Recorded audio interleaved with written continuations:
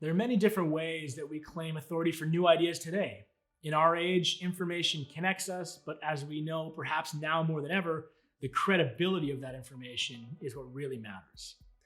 In the ancient Jewish scribal cultures in and around the Bible and the Dead Sea Scrolls, conversations and claims to authority were also very important, and there's a number of different ways that scribes could do this as they're extending traditional ideas for their contemporary culture. One of them that we see is the claim to have access to more ancient book lore, whether it was from the distant pre-flood past or perhaps even tablets or heavenly books. We see this happen in the Dead Sea Scrolls many times, particularly in Aramaic literature, with one text, the Genesis Apocryphon, being our earliest place we saw this. Now, the Genesis Apocryphon is one of the first 7 texts found in Qumran Cave One, way back in 1947. It's also one of the few texts in that discovery that was rolled up tight, in fact, closed tight until the late 1950s, when in Jerusalem, a team of researchers carefully unraveled it to reveal this writings inside. And when they did, what they read was something that was at once familiar, but also foreign.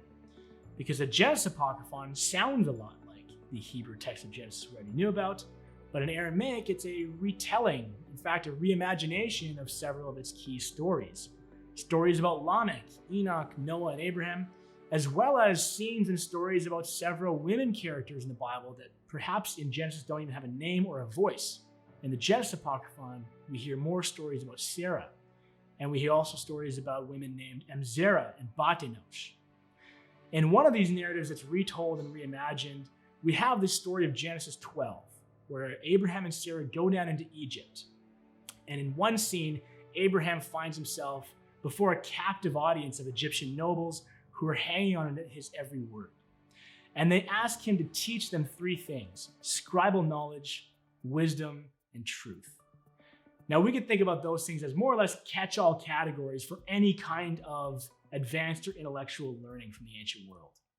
So what does Abraham do? He sits back and he opens up, we're told, something from a book of the words of Enoch, and he teaches them. Now, in that moment, there's a clever and strategic rhetorical jab that's going on, a conversation between cultures. Because in their world, in their day, Egypt was one of the intellectual powerhouses. They knew a lot about astronomy, divination, pre-science, medicine, these types of things. But at this time, Abraham was a nomad. So the critique here is that all of that information, all that lore that the Egyptians hold, in fact came from Abraham from the book of Enoch. In this scene, we have the nemeses learning from this humble nomad. So we've learned a little bit about the Genesis Apocryphon. We met at least a few characters in one scene and one idea.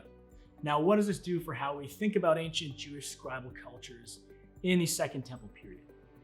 The first thing would be about this idea of authority. In this writing, we see really a tandem claim to authority. The claim is first that Abraham has access to Enochic books, and those figures are really orbits for authority. Now, layered on top of that claim is this claim to access of written texts. And in that sense, the claim is to a more ancient scribal authority. And these two things are put together. The scribe of the Genesis Apocryphon and other writings like this are trying to impress upon the reader that this new idea, these interpretations are presenting, are reliable. They're part of this arc of trajectory from ancient traditions down into their own day. The second thing is perhaps also a reminder that when we read writings like the Genesis Apocryphon and we hear moments like Abraham opening up the book of Enoch, our minds might go to thinking that he's talking about First Enoch or Second Enoch, these books that we know about today that are eventually collected and codified in later traditions. But in their world, this is a world of texts, but also traditions. And in this sense, the traditions are perhaps more diverse. So rather than imagining Abraham opening up the book of Enoch that we know today, he's cracking open the covers and connecting us to a broader stream of Enochic tradition. Or to shift metaphors slightly, Enoch is the figure at the core of that tradition, and all of these texts and ideas about his scribal authority are in orbit around him.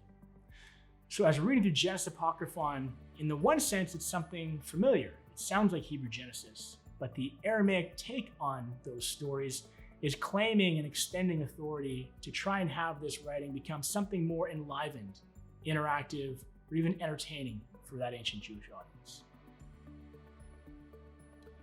Well, thanks for watching this episode of Dead Sea Scrolls Digital Shorts that gave a few sound bites and insights into the Genesis Apocryphon. If you're interested in the Dead Sea Scrolls, feel free to click around our channel, like this video if you liked it, comment in the comment box below if you have an insight or a question, and be sure to subscribe to the channel for notifications about future episodes. Thanks for joining us, and we'll see you next time.